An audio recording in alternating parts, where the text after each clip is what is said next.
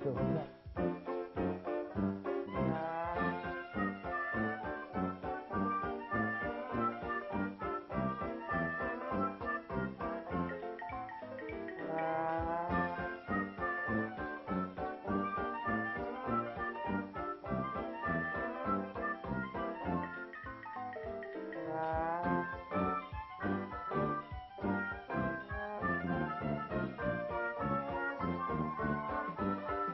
The South's coastal resorts have remained ever popular since royal patrons endorsed the benefits of sea air and saltwater bathing.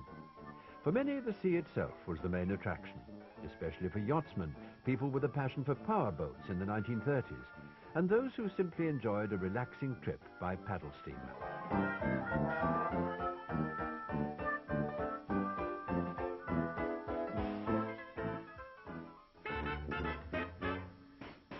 Our first clip features an outing to Deal in Kent during the late 1920s.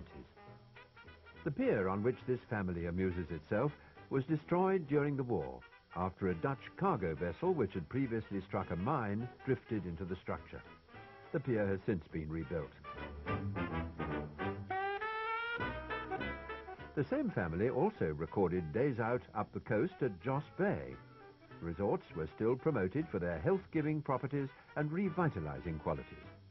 But for many, it was simply a matter of fun on the beach for a few hours before catching the charabanc home.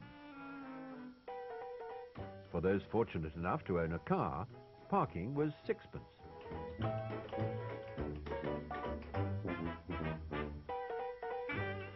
Further along the Kent coast, Margate has long been another popular spot. A guidebook of 1938, the year in which these scenes were captured, refers to the town as a seaside borough so happily situated that even a few days in its robust, untainted air is a tonic that cannot be bettered anywhere in the British Isles. It has 9 miles of soft golden sands tossed by the sea into bays framed by low chalk cliffs.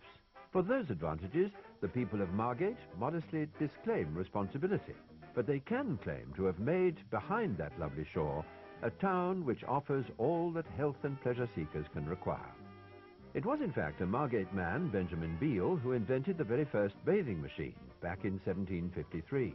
Ever since, so the guidebook claimed, Margate people have looked for new ways of making bathing more enjoyable and convenient. Something of a tradition in Margate was the annual boating day. Each Shrove Tuesday, school children were invited to take to the water, courtesy of the local boatman, for a free trip around the bay. Judging by the number of children and the exuberant gestures from some, this was doubtless a popular event, but probably something local authorities wouldn't permit nowadays. At least, certainly not without a few more safety precautions.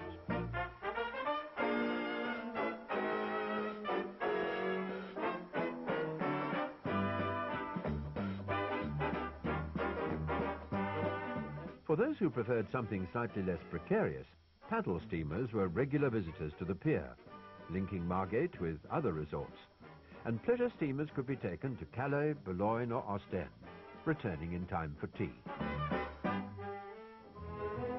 The Isle of Wight attributes its special atmosphere, in part at least, to the fact that it can be reached only by air, or more commonly, sea. The style of vessel may have changed over the years, but this remains as true today as it was in the past. Yarmouth is one of the oldest towns on the island, dating back to at least the 10th century, and it's still one of the principal ports for traffic to and from the mainland. Steamships first formed a link between here and Lymington in 1830. This route has been continued in more recent decades by the car ferry. In addition to its fame as a mecca for sailing, the sheltered natural harbour at Cowes has long been another major link with the mainland. Captured here by the Isle of Wight Cynic Club during the 1950s, red funnel car ferries once ran between West Cowes and Southampton. Over the years, numerous vessels were operated, including the side-loading Vector. Built in 1938, she continued in service until 1965, offering the largest car deck in the fleet. Other famous vessels of the time were the paddle steamers Balmoral and Embassy. Much as today, holidaymakers, commuters and islanders venturing to the mainland for a spot of shopping used the service. And it was also possible to take steamer trips from here to other parts of the island and places along the south coast, including Poole in Dorset. Poole Quayside, a sight to gladden the heart of any sailing man or small boy. Poole is a great centre for yachting people, and the variety of ships and boats lie as close today as did the ships of Drake and Raleigh on this very quay so long ago. The bridgekeeper could tell a tale of two of bygone days. As an island people, we love the sea, and it is in such places that Englishmen go down to the sea in ships.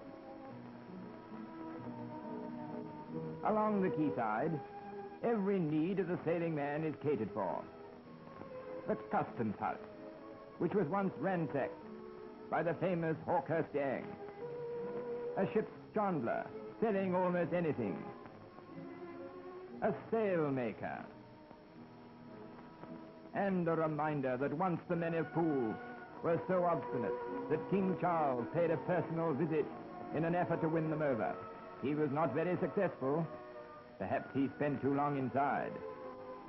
The place just bristles with boatyards. And wherever you go, you cannot miss the town's chief landmark, the church. Ships take their bearings from the tower, but you realize that Wesley was once vicar of Poole, and later was imprisoned for his doctrine.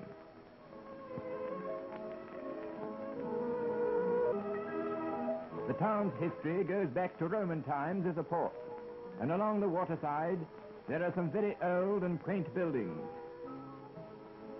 This old salt has lived in this narrow street all his life.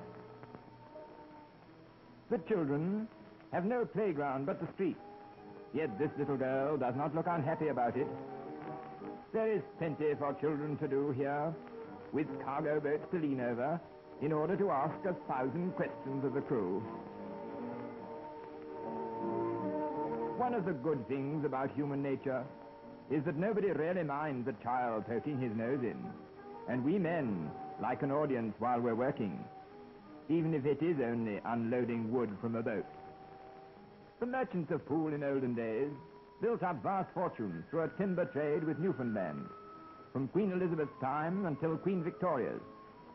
That trade is beginning to be revived, and this ship has come from Newfoundland, bringing the much-needed wood for our houses and many other things. What could be more peaceful than the fisherman's pool, with its sturdy little boat ready to go out to sea, and the fishing net drying in the sun? Poole was once famous for its lovely oysters, and King John held many a royal banquet at Sherborne and Corfe Castle, and praised these oysters. In comparatively recent times, the men of Poole complained of pains in their tummies, and the cry went up, "It must be the drain." The mayor and town council were most annoyed, till a counter-cry went up, "It must be the oysters," with the result that no one would buy any more. The fishermen had a grand feast and lived to tell the tale. Unfortunately, a worm entered into these oyster beds in recent years, and the trade has virtually ceased. Now you're only allowed to lift a few at a time.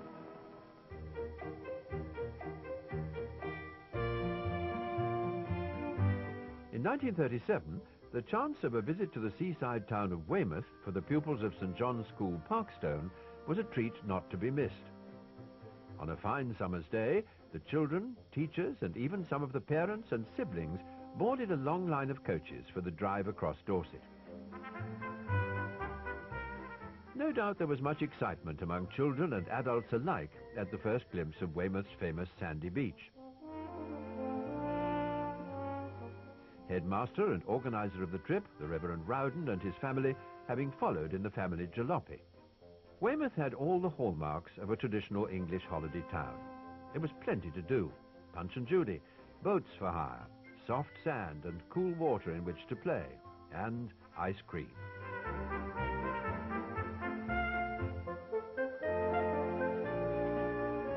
This was a time when men still wore a suit to the beach. But it didn't stop them joining in the fun, including the vicar, who enjoyed a turn on the merry-go-round.